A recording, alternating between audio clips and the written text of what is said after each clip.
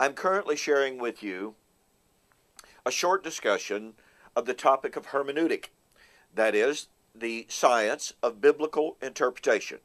I've shared with you that perhaps it's just me being more aware of the claims, but it seems like over the last few years I have become increasingly aware of how dispensationalists, amillennialists, and postmillennialists use and utilize a certain hermeneutic in order to justify their futurism and in order to argue against each other. And that hermeneutic is just absolutely atrocious. I don't want to be unkind here, but it is simply a wrong-headed hermeneutic. And that hermeneutic is utilized by the dispensationalist when they argue, well, the coming of the Lord in Matthew 24 is the coming of the Lord with his saints.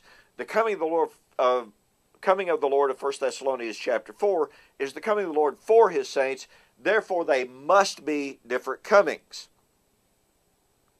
Similarly, they argue, well, the word church doesn't appear in Revelation chapters 4 through 22. Therefore, it can't be discussing the church.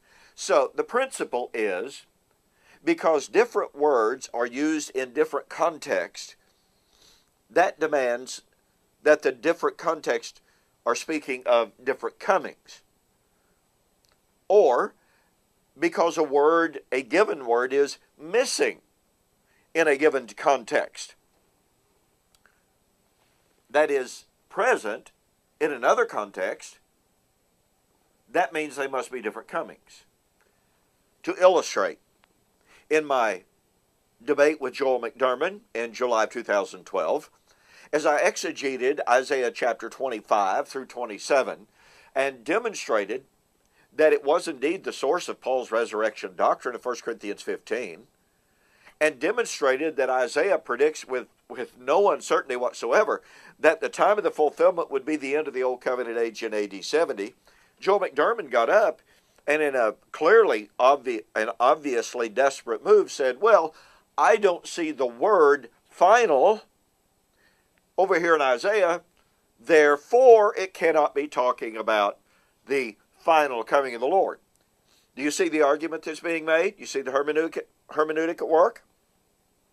It says a missing word, a different word, demands different subjects.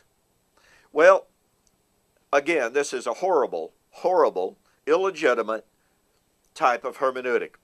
Let me illustrate very quickly that missing words or different words used in given context do not demand different comings. Now, I've already pointed out to you that in Thessalonians, Paul uses 7 different terms and words to speak of the coming of the Lord.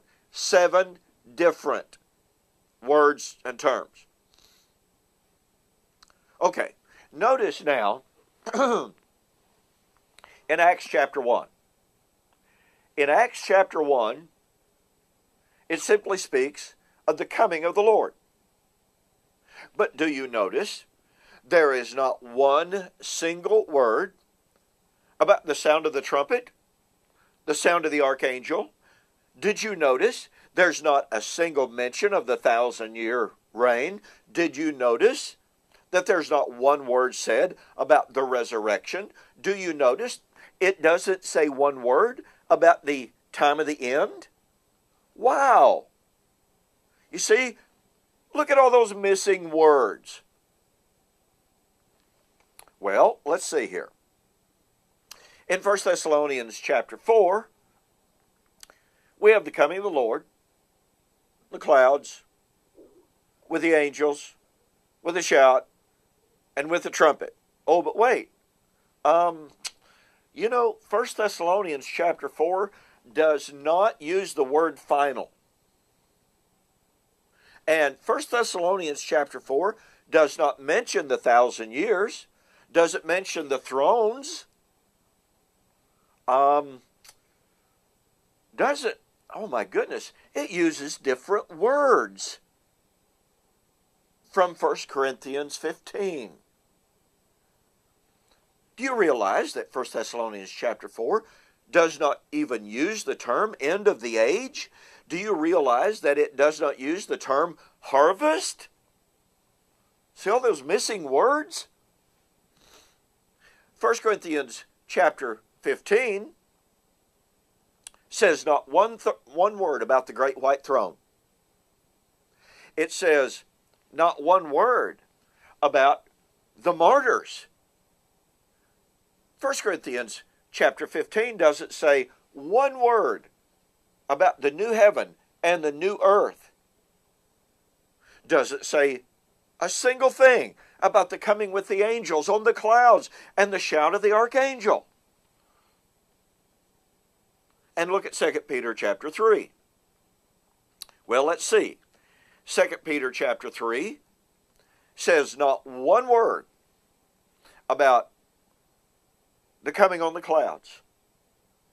It's totally silent about the shout of the archangel. Totally silent about the sounding of the trumpet. Says not a word in the world about the resurrection or the 1,000 years or the great white throne. Now, I think you get the point by now that in all of these major eschatological texts, which the preponderant number of scholars and commentators agree all speak at the same time and same event. Now, quick caveat here, as we pointed out, some dominionists are now seeking to delineate between these comings, between these texts. Why? Oh, because of the use of different words or the omission of certain words in text to text. But do you begin to see the humongous inconsistency here? So we have 4 or 5 major texts here, all of which use different words, all of them omitting certain given words. Oh, and by the way, the word final is not in any of these texts. The word final does not appear in any of those texts. So therefore, according to Joel McDermott's misguided hermeneutic, none of these texts can speak of the final coming of the Lord at all. So what I'm demonstrating to you, and by the way, you can read all of this in my debate with Joel McDermott. The book is available, or the MP3s or the DVDs are available on my websites. Go to www.eschatology.org or BibleProphecy.com. And you'll be able to read, watch, or listen to this debate yourself. But I hope you can see how fallacious and how misguided it is to claim that because different words are used, because certain words are missing, that it automatically demands different subjects under consideration. And in our next section, I'm going to show to you the utter, total inconsistency of those who are making these claims.